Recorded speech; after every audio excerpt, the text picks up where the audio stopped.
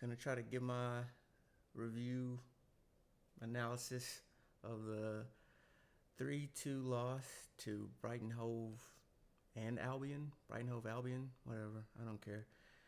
Um,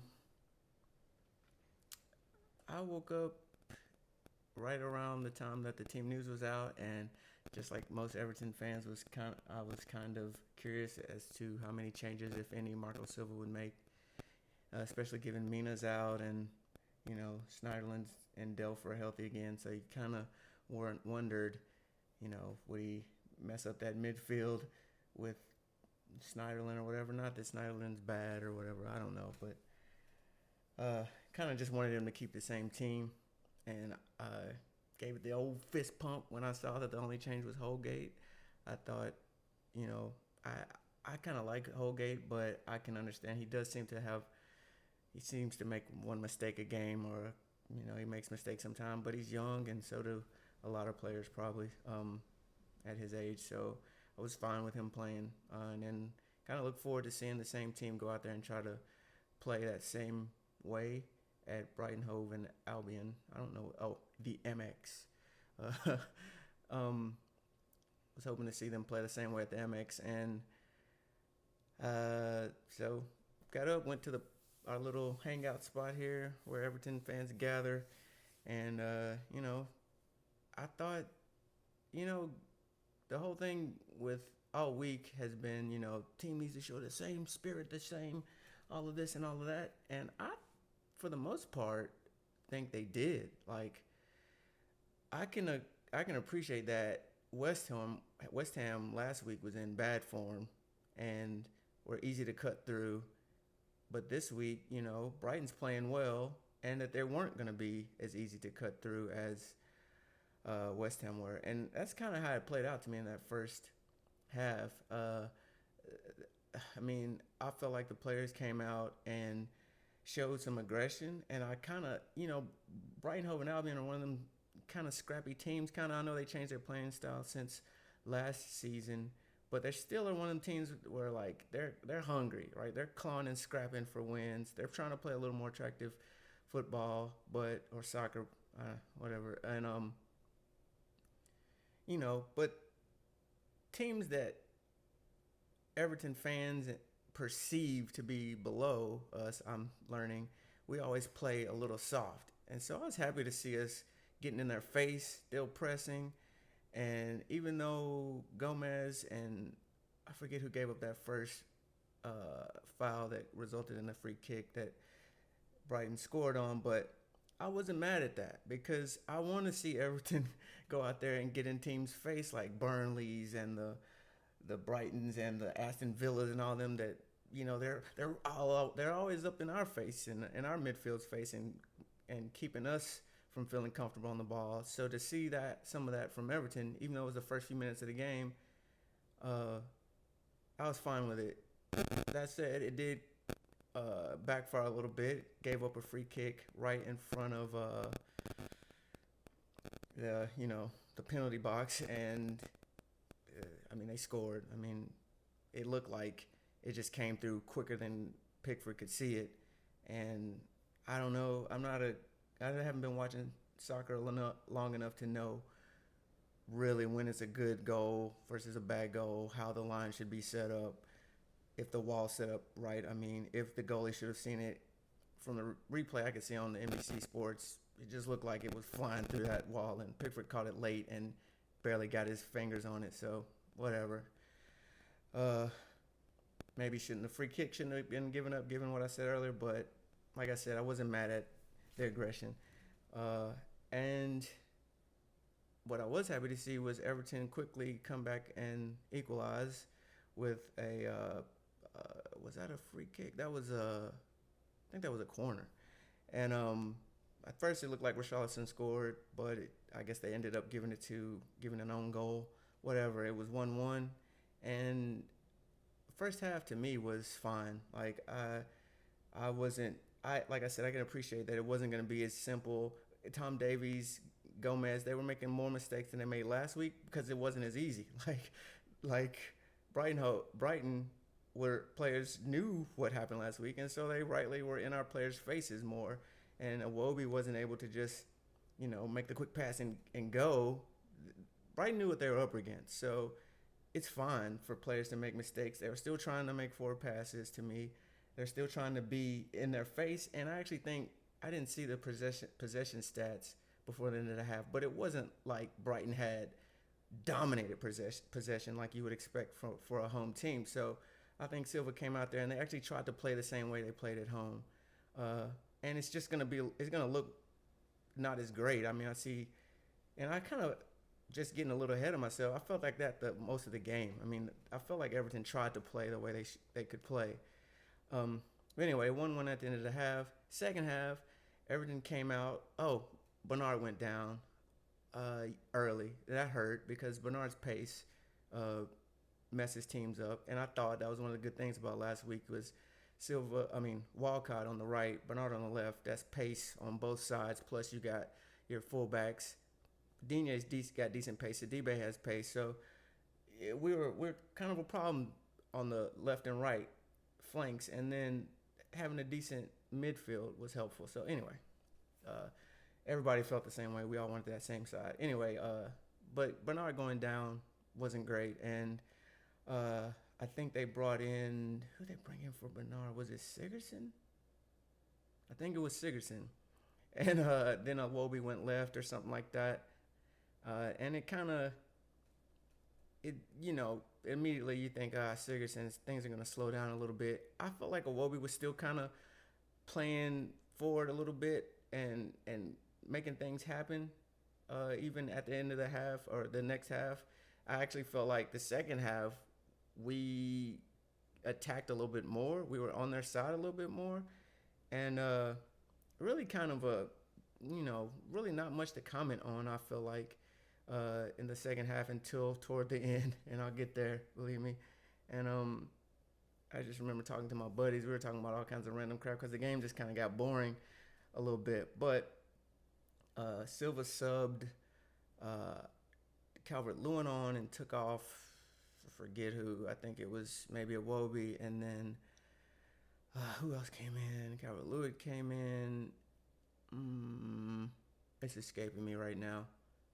Oh, Delph. Delph came in and whatever. Delph was in and Calvert-Lewin was in. And at first I was like, oh man, Calvert-Lewin's not going to do anything. But usually when I say that, he scores. And he did. And I was glad to see it. And I like DCL. I think he's a good kid. I can appreciate that. He might not be the kind of striker that your Everton fans, longtime Everton fans, are used to. And I'm not a longtime Everton fan. So I'm just saying, from what I've gathered, being a fan for several years, he's not the typical number 9. But anyway, he put those doubts to rest by scoring, and we were up 2-1, and it kind of looked like, Everton was taking it to Brighton. And I actually, again, thought we were playing fine. And right up until the point where things went left, I remember saying, and maybe I jinxed it, guys, I'm sorry. I remember saying, we're giving them nothing. Because they were trying to cross, and we were heading things away. They were getting in the penalty box, and we were intercepting that final ball and just knocking it out. And I was like, yes, we're giving them nothing. But man, they actually, I think the play where things changed, it was a long ball, right? Which was kind of cool. Like, oh, this team who's trying to play attractive attacking football has been, relegated to long balls, which, on the play in question, long ball comes in, I think it's just Keane and one of their players, and he steps on his toe, and the dude flops. Let's just call it what it is. He made the most of that, and they stop. VAR stops, looks at it, and awards a penalty. Now, the reason this is crap is because earlier in the game, there's a play where I think it was a cross or something. No, it was a shot on goal. I think Richarlison got a shot off, and somebody got a shot off, and it went off one of their players' arms. Bang bang, like shot hits him, ball deflects, nothing, right? We don't stop to look at it. The replay here, like the broadcast replay, the network NBC showed the play in question, and you kind of go, huh? Why they didn't stop? Why didn't they stop and award a penalty or at least look at it? Meh, well, whatever. We keep playing.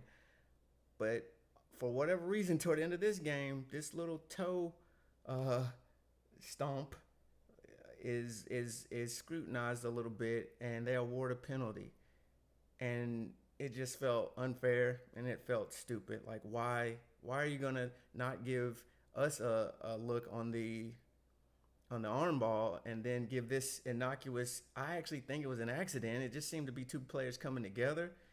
Uh, so you could argue that it was less intentional than the arm ball, because the dude's arm kind of flung out, right? And whatever. So they award that. It's 2-2 because the penalty goes in. Pickford doesn't stop it, and I'm not blaming him for that. I mean, it's not in the goalkeeper's advantages, in my opinion, to stop a penalty. And Everton just kind of falls apart at that point. And I don't think, I was seeing on Twitter and a lot of things, people are like, oh, they're weak mentality, blah, blah. But I actually think, I don't put any of this, anyway, before I make that synopsis, Brighton brings on some players. I don't know the dude's name, but he was giving us problems. But I think Everton was just sort of, momentum was already on Brighton's side. They had equalized, and the momentum carried them to 3-2. I actually think this was where Everton is at fault a little bit. Like, I haven't replayed or reviewed or looked at any of the tape or anything, but they just, they're countering something, and they end up, making a cross in from the left, and Digne just trying to stop it. He doesn't know who's behind him or whatever, and kicks it in himself, so you get an own goal. That's the only fault I see where it's like Everton just totally collapsed toward the end. So Brighton goes up 3-2 in the stoppage time. There was like 6 minutes of stoppage time, so whatever. That was arguable too to me. Like, why so much stoppage time? Anyway, we lose in the final minutes of the game. And I don't put this game on Silva. I think, there's rumors that he's had 3 games, and the majority owner and the chairman and all that are showing up to keep eyes on him. Like, we're watching you, Silva. You better win these next games or you're up. But I don't blame Silva for this game. I actually think VAR, this is going to sound terrible, but VAR was shite. They were shite.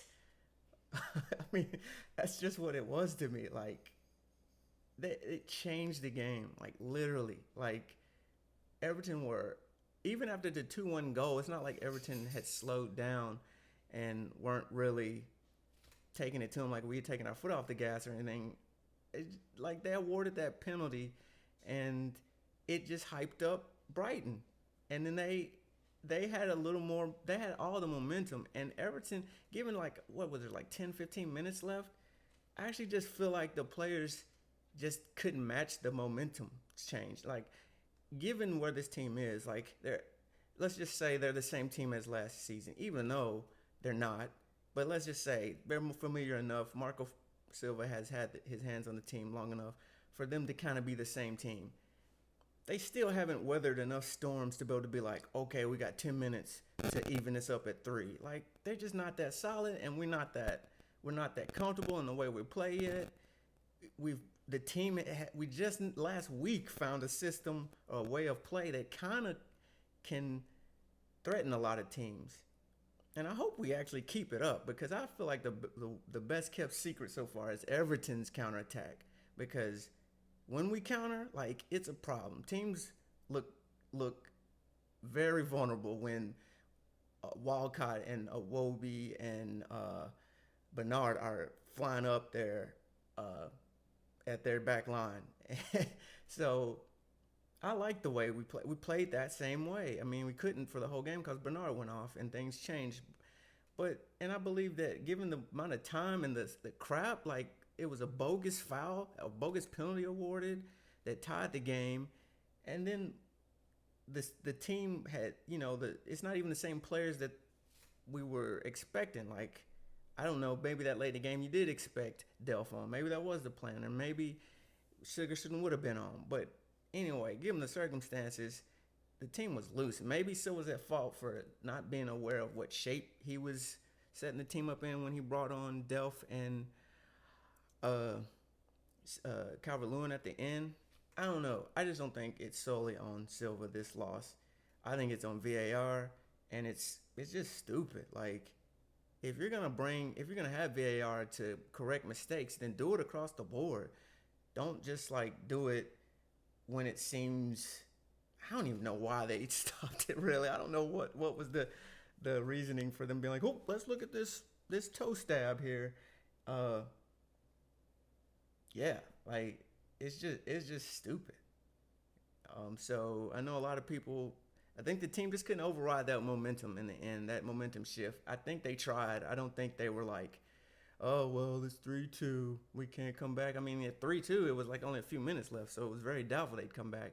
But at 2-2, you argue that they should have, and if they were probably a better team as far as like if they were City or somebody or Liverpool or a team that's like no matter who you put on the field, they're gonna cause problems. Then yeah, but I mean Sigurdsson's out there slowing things down, and I don't know that he did. I'm just saying I'm not one of these fans that's upset at Silva that thinks it's time for him to go. I don't think the team lacked or is a weak mentality. I just think time ran out. I would argue that given another 20 minutes, 30 minutes even, we would have tied it up. Because I felt like Everton was a better team. And I actually think I saw a quote somewhere where Brighton's coach was like, did they deserve to lose? No. And he's right. Like, we didn't deserve to lose. I feel like that's him saying the penalty was shite. It was shite. And I'm not mocking the Scouse accent or anything. I actually like the English and Scouse accents, but it's the best way I know to put it. Was pure shite. I don't know, man. I don't know what this means for next week. I know there's the next weekend. I think we play Watford next week, like Tuesday or something. So I hope Bernard's not too injured too bad. I think I read on Twitter that he was walking off on crutches, which sucks. So probably won't be playing, but I don't know. Kind of bummed just because it felt like it just felt like we got cheated a little bit. And this is the kind of stuff that this is the kind of thing that starts little conspiracy theories about, oh, they just want the top six to maintain control, because I don't think that's even true. I think it's just incompetence and cowardice by the refs.